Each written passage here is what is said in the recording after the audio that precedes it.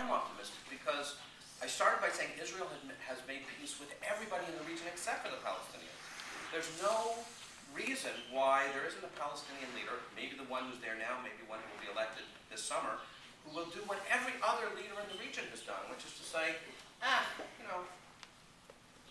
not happy about it, but I'm going to stop trying to destroy Israel. I don't believe that there's anything inherent in the Palestinian psyche or DNA or culture that makes them the only ones who can't come to terms with the existence of a Jewish state. So I am optimistic. What Israel is saying is we can't decide who the Palestinians pick as their leaders, and we have no say in what the Palestinian leaders decide to do. But to the extent that we and the world community can help lead the Palestinians in the path of peace, we should do everything we can. So there are things that can be done concerning the Palestinians. What we say to President Obama is, why do you not care enough about the Palestinians to make sure that they really have a successful state that will live in peace? Why is it all you care about is making the check mark? Okay, Palestinian state. What are we doing for lunch? That's what we say to him. Let's do it right. We have an opportunity to do it right, and then we'll have peace with them, just like we do with Egypt and Jordan and Syria and everybody else. So it's not a bleak vision, right? We're not out of the woods yet, but I see nothing on. I'm an operations guy. I'm not a theoretical.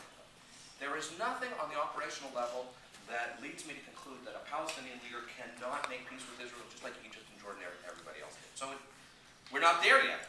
The issue is, how do we get there? But I don't accept the bleak vision that we can't get there. As far as the Iranians, that's a tough one. We may have to go head-to-head with the United States in order not to commit suicide, and we'll do it. So even then, unless there's an intelligence failure, which could happen, but unless there's an intelligence failure, we will act to defend ourselves. And then we'll have to deal with whatever harm that does to the relationship with the United States. But better that than 5 million Israeli deaths. So I spent most of my adult life in government in Israel or in the intelligence community. Israeli leaders never have a choice between a good choice and a bad choice. We have a choice between a bad choice, a horrible choice, and a catastrophic choice. The trick is to be able to find the least catastrophic choice. But if we can get through those two, if we can get through the next 5 years, the Middle East has changed dramatically. The Middle East has changed dramatically and to the good. So in the short term we have problems, and I've tried to give you as unvarnished a briefing as I can, but in the medium to long term, things could get dramatically better for Israel.